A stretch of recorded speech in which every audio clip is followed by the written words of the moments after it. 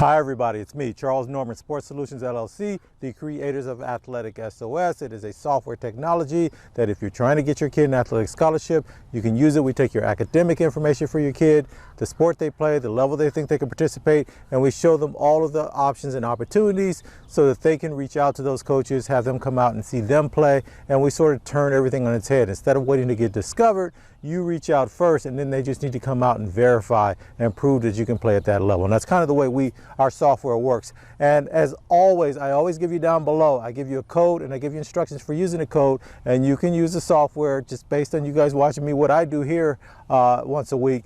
You guys can use it at absolutely no cost. So just look down below. And then I also put a link there so you can kind of see what AthleticSOS does, right? I can explain that little quick explanation, but that doesn't give you a really good idea of how it works, so you can kind of get a feel for it. And now we have our new high school version. Any high school athletic directors, high school coaches, principals, anybody that thinks you want to bring this into your high school, we have a really robust enterprise level version of the software that's absolutely available to you guys again. And what it will do a little bit differently, you get the athletic, but there's an academic component so that all of your student athletes can use the software. And also it will include all the sports on your campus versus the version I give here. You're going to select a sport when you register your kid. The parents have to register their kid to use the software. It's not an app, it is an actual application. So anyway, all that being said, you can look down below and get the rest of the information. So today, I want to talk about athletic scholarships, a millionaire, and the Supreme Court. So all these things through the summer, I'm really trying to get you guys geared. I want you guys to know that we're a little bit different. We're trying to approach this. We're trying to create this next set of kids that are going to use their athletic talents to move themselves forward in life in general. I don't know how far they can go. Some of the kids that will be trying to use the software, their careers will end at high school. Some of them will go on to college and play and have that opportunity, but eventually that's going to end. A few of them will actually become professional level athletes, right? But even that eventually is going to end. And so that's why we always do a plus 20. We're saying now, these kids are 13 to 18 years old, somewhere in that realm. What does it look like at 33 to 38 years old? Because that's when their life is going to take off, right? Whatever they do from the end of college, if that's what they're going to go and do, or maybe they go to a trade school, or maybe they become entrepreneurs, maybe they just get a job. I don't know what they're going to do when they leave high school. We want them to have a plan, and we want them to try to use their athletic ability to make that plan move forward. But whatever that plan is, I want them to get into the habit of doing research, finding out all the schools. That's what they're going to be doing with AthleticSOS, right? They're going to find all the schools they academically qualify for. They're going to research those schools. Is this someplace I want to go? I'm going to reach out to that coach. I'm going to let them know I'm interested. All of these things that they're doing now are going to benefit them later on. And so one of the things I talk to you guys about for your kids right now, while they're in high school, is building their network out.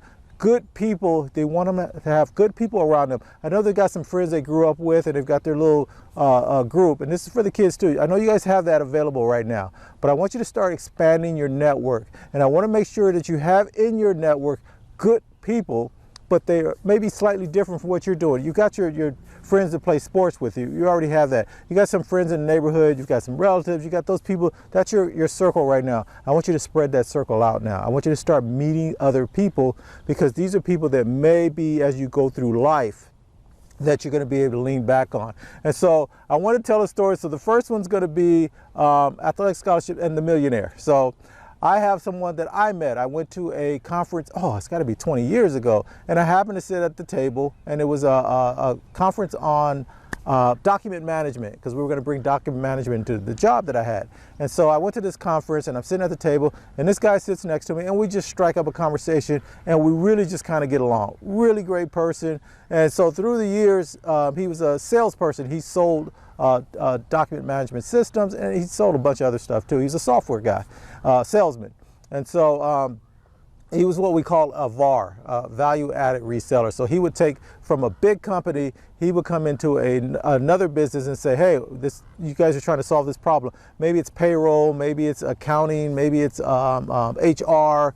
It could be anything, right? And so document management was one of the ones that he did. And so a value-added reseller will take this piece of software over here from this company, and then they'll bring it into your company, and they'll fit it around and mold it around. They'll build it in a way where it fits what your company does, and it's not just this generic piece of software. So that's kind of what he did. But anyway, so we knew each other through the years. So when I was getting ready to start Sports Solutions, I reached out to him, and he'd come into town in LA, we'd go have lunch. I knew about his family, he knew about my family, that kind of thing, right? We're just sort of colleagues in a way. We didn't work together, but we knew of each other. So anyway, I called him when I was starting my business because I don't know, LLC, S Corps, you know, what should I be doing? A holding company. So he explained all this stuff to me, and he helped me, told me which paperwork to fill out. He gave me some things that he thought I should do later on, but for right now, this will get me started. And so I really appreciated what he did, but that's my network. I was able to pick up the phone and make a phone call to this guy, and he came through for me. Didn't ask for anything, he just did it for me because that's the relationship we had. Now, fast forward a couple of years later, he calls me, he says, hey, I'm coming into town and I'm gonna meet somebody. I want you to meet that person too, and here's where we're gonna be. So it's about a 2-hour drive for me. It's in the middle of the week. I'm in LA area, it's gonna be in LA, and I have to come. It's gonna be 2.5 hours each way, right? So, but this is my friend, and so I'm part of his network. He's helped me out. And even if he hadn't helped me out, I still would have done this for him because that's what your network is going to do for you. So I get up, I go down there, and I live in this area. I mean, I know this area really, really well. This guy's staying at a hotel that's just, you turn the corner and it's just there. It has no business being there. And this is where this guy is a multimillionaire. He's the head of a major company, a worldwide company, and they're thinking about expanding out this way, out on the West Coast.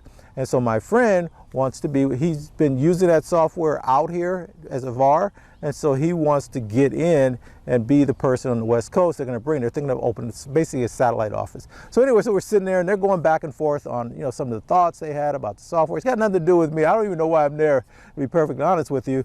And then it comes to, I have to ask some questions, right? I don't want to sit there like a lump. So I go, well, what's making you decide to expand now? Because I'm kind of in this business world. I said, because everybody's shrinking in right now, right? The economy's kind of having a little bit of a sputter here. Interest rates are high. Nobody's really taking on these big major projects. So I'm wondering if it's one of those, you know, things where, hey, I'm going to come and grab market share, that type of thing, because I'm interested in that stuff. And so he says, well, what's really happening is the reason I'm out here right now is my kid is going to go to school out here. And I don't want to give too much information because, you know, it's a business thing. I don't think I want to give too much out here. But anyway, his kid was going to be going to school out here. And so as a business person, you want to have something out here. So he's going to come visit quite often for his kid. And so that kind of makes sense to me a little bit. And I go, okay, well, I guess that makes sense. But how often are you going to come out? I remember my daughter went to school on the East Coast, and we went out a few times a year. And this person's a multi-millionaire. You fly out here a couple of times, how big a deal. But come to find out, his kid got an athletic scholarship. And that was what he was the most excited about. And so we had this long conversation on, he went to a really prestigious college. His daughter, it's his daughter, she could have gone to that school.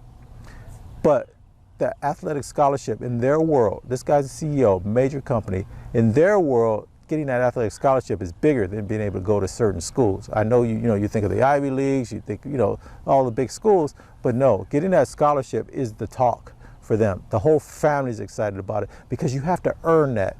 And the reason I'm telling you this story, and so that's why my friend Brian, he starts laughing. So anyway, so it come to find out this person has another kid that's trying to get a lacrosse scholarship. And so I was able to give them the software and explain some of the things. And some of the things I was able to tell, I said, hey, you think your daughter's gonna come work for your company? He goes, oh, yeah. She comes in all the time, and I'm gonna groom them to be ready to take over for this thing. I don't wanna work forever, blah, blah, blah. So I said, you know, it's gonna be really big. They're gonna be going to a call, or they're gonna be in a conference, or they're gonna be in a meeting with some big players, and the conversation is gonna steer around to college athletics and sports, and they're going to have a conversation that's different than everybody else. And he goes, you know, I never thought of it that way. He goes, but it's funny, in my realm, my kid getting his athletic scholarship is a bigger deal than almost everything else we talk about. And I said, because they earn that. You can't just pay for that. And I know there was a scandal out here in the West Coast about people paying to get their kids in certain schools with scholarships, but I'm talking about legitimately getting an athletic scholarship,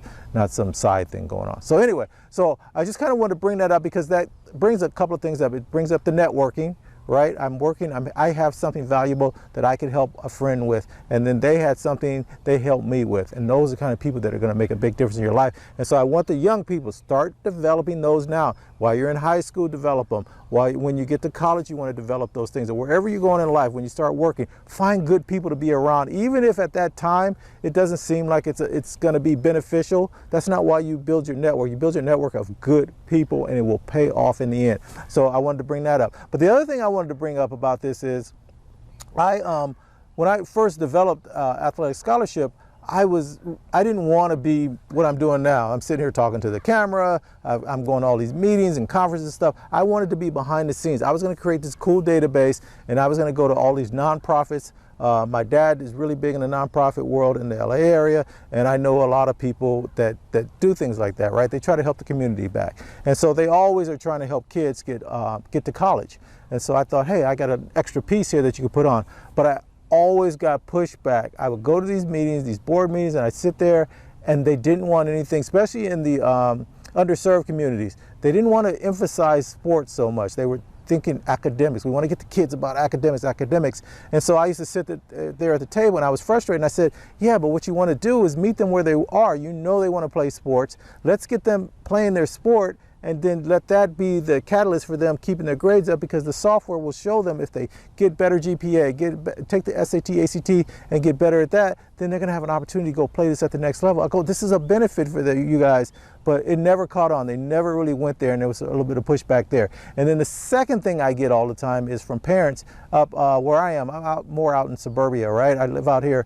And the parents that push back on me, their kid is a really good athlete. They're not the best athlete, but I think they could play at the next level. And those parents will fight me because, oh, no, my kid's just going to go to school because they're going to do this when they leave and do that when they leave. And I'm telling them, I'm going, but if your kid can make the team, why would you not encourage that? The kid loves to play.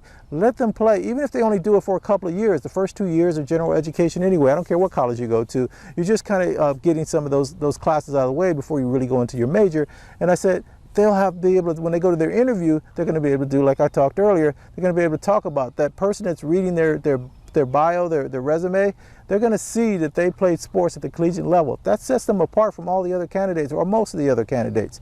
And that's where that conversation is going to get steered. And it might be the reason they get there. Maybe they have a softball team or a baseball team or a basketball team. They're like, oh, this kid played at this level. They could be the difference maker. And plus, your kid loves to do it. Why are you not encouraging that? And so those are the kind of things that I kind of want you guys to be thinking about as you move forward. Use the software. Let your kid move forward. You don't know where it's going to go. You don't know the people they're going to meet and how that's going to be an advantage for them later on. Okay, so that's part one of this. Part two, I want to talk a little bit about the Supreme Court. So this week, the Supreme Court is running roughshod over everybody right now, right? So they did and I'm not talking political here, but for this week, they did the two things. They did one with the affirmative action for schools, for colleges, right? So they kind of struck that part down. And the second thing they did was they took care of that student loan debt thing that President Biden was trying to do, right? He was trying to take at least $10,000, sometimes $20,000, depending on how your loan came for student loans, to kind of take that off their plate and just get rid of it. So the Supreme Court struck that part down too. So a couple of things for this one. One of the things I always find is that when somebody tries to legislate something or tries to do something, people on one side rejoice, oh yeah, they did this to them, and then people on the other side are like, woe is me. But the people that use it, when it all kind of washes out, the people that thought they were going to win, they don't win the way they thought they were. And it's not going to happen this time either. A lot of people are thinking now their kid's going to get an opportunity because it's some merit-based thing. It's never been merit-based to get into college. It has nothing to do with merit. In fact, one of the things they left up there was legacy scholarship. They didn't even touch that. So if your parent went to this school and if you fill out any college application, it's going to ask you, did your parents or grandparents or anybody else in your family go to this school? Because that's a legacy base and it gives you a leg up. They left that in place. But the idea that some affirmative action thing that the school is trying to do, that's a no-no. And I get it. I don't, either way, it's fine. My point is that what's going to end up happening is, and I talked about this a couple of weeks ago, because of the ACT, SAT kind of going away for a lot of colleges, and now that the affirmative action piece is going away, the colleges have all the control. And the people that thought they were going to benefit for this situation, they're not, because now that college can bring anybody in. And what colleges have found out, having a diverse student population on their campus makes the campus vibrant. It really does make everything feel better, newer, fresher. People are discovering, young people like to discover things. And so when they get someplace and you got people coming from all over the place, it makes for a better atmosphere. And so they're gonna go even more in that, because you can't say why they chose one kid over the other. And if the SAT, ACT is gone, then that whole argument that, oh, wait a minute, I had better grades and my test scores were better, well, we're not really counting that. And so what's going to happen now is it's your story that's going to make a big difference. And so for some people, it's going to be a little bit easier, right? If you came from an underserved community, you can talk about how maybe you can add in how your race may have affected things that were happening in your life, or how your how poor your family was and how you had to overcome these things. That's going to make for a compelling story.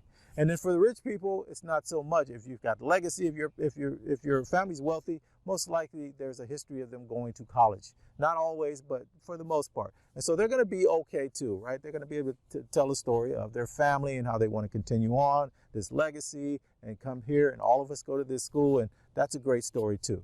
But what about the middle? Because the middle to me is always the people who get rocked the most. You're in the middle, you worked really hard, maybe you went to college, maybe your kid getting there, maybe your kid has fantastic grades, maybe they're okay grades, but those other two people are going to get in before your kid. So now your kid has to create a story. So everybody doesn't have that pull yourself from the bootstraps, first one to go to college in your family, that story that's compelling, or the rich story, you're going to have a story yourself. And what story are you going to tell? And this is why I keep trying to push you guys to make sure, if you're a kid, if you're a high school athlete, do more. So start chronicling some of the things that you're doing, your workouts, you're helping the younger kids in the community, you're helping in the community, you're doing something, you're giving back, and you're not just this athlete.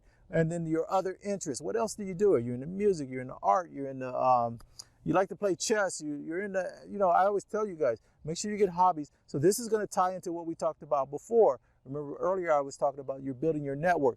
Build your network outside of yourself. The other thing I want you to start doing is finding people on the campus. If you're the big kid on campus, you're playing varsity sports, you've got some kids from elementary school or junior high that you sort of separated from, right? You sort of separated yourself from what they are. If you see them walking around the campus, make sure you get in contact. Just say hi to them. Just build them up and find people that you can use your stature on campus to help them out, because that's going to change who you are fundamentally. And I hope that's already who you are, but it's going to bring it out, and it's going to make it okay. And then your other teammates or other people that mean like, well, what are you talking to them for? Hey, we're cool. That kid's a geek, or that kid's weird, or whatever they want to say about it. You go, no, that kid's cool. They're good. And then if you're struggling in any subject, when you're in class, find the kid that's really good at it and go, hey, you think you can help me out with math or Spanish or this language or whatever is going on there, and let them help you out. Find other people that aren't in your little tight world, and then expand your network. You're going to start expanding your network.